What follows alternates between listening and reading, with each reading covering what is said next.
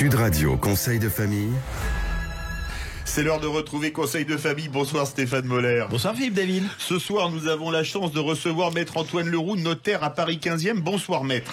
Bonsoir Philippe, bonsoir Stéphane. Alors Maître Antoine Leroux, vous allez nous sensibiliser sur la situation des concubins non pacsés. Effectivement, je souhaitais sensibiliser nos auditeurs sur la situation des concubins qui, sur le papier, est très simple.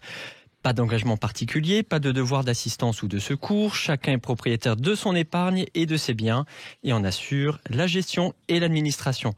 Il n'y a pas de solidarité aux dettes ménagères, il n'y a pas non plus de solidarité fiscale, chacun déposant sa propre déclaration d'impôt. Bref, la liberté, du moins en apparence. Ça sonne comme le rêve ça. Alors pourquoi en apparence ? Cette liberté sera seulement apparente lorsque les concubins auront des intérêts patrimoniaux en commun. Je ne parle même pas des enfants.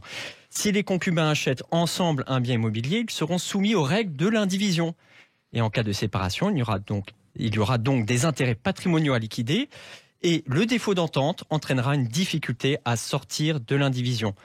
Pas de divorce, pas de rupture de pax, mais potentiellement une procédure judiciaire pour sortir de l'indivision. Le défaut de liberté se révélera également en cas de décès. Je pose à chaque fois aux concubins la question suivante. Souhaitez-vous, en cas de décès, être en indivision avec vos enfants ou en l'absence d'enfants, avec votre belle famille et devoir leur verser une indemnité d'occupation ? Figurez-vous que la réponse est à 99% non. Mais pourquoi le décès est problématique ? Outre le problème de décéder, évidemment. Parce que le concubin n'a aucun statut successoral. Il n'a pas vocation à hériter, sauf à établir un testament en sa faveur sur tout ou partie des biens. Mais là encore, la liberté peut être restreinte. Pourquoi ? Certes, en l'absence d'enfants, le concubin peut librement disposer de son patrimoine, les parents ou frères et sœurs n'étant pas héritiers réservataires. En revanche, en présence d'enfants, le concubin survivant sera confronté à leurs réserves héréditaires. Si les dispositions testamentaires viennent manger la réserve héréditaire des enfants, ces derniers pourront revendiquer le versement d'une indemnité de réduction. J'ajoute à cela que les concubins non pacsés sont soumis au droit de succession au modeste taux de 60%. Alors qu'est-ce qu'il faut leur conseiller ? Alors en l'absence d'enfants, à minima, je leur conseille de se paxer. Ils seront ainsi exonérés de droits de succession.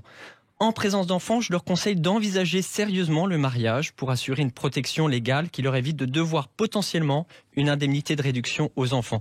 Je rappelle que le mariage permet aux conjoints de recueillir légalement l'usufruit des biens lorsque les enfants sont communs.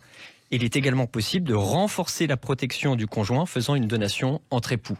Merci Maître pour cet éclairage. Si des questions subsistent, n'hésitez pas à les adresser aux équipes de VIA en adressant vos questions sur le site de Conseil de famille, conseil au pluriel -2-famille.com. Conseil de famille à retrouver en podcast sur le site de Sud Radio. On se retrouve demain ? À demain. C'était Sud Radio, conseil de famille.